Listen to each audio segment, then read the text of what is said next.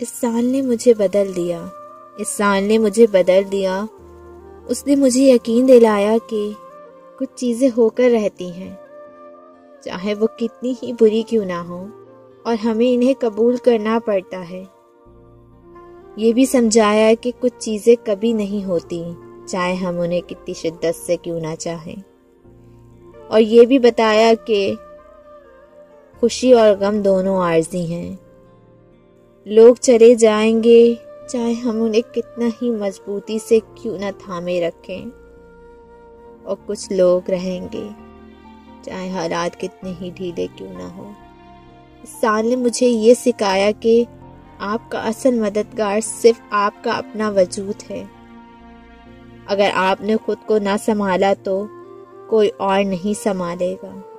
ये साल मेरे लिए सब कुछ बदल देने वाला साबित हुआ, सब कुछ बदल देने वाला साबित हुआ।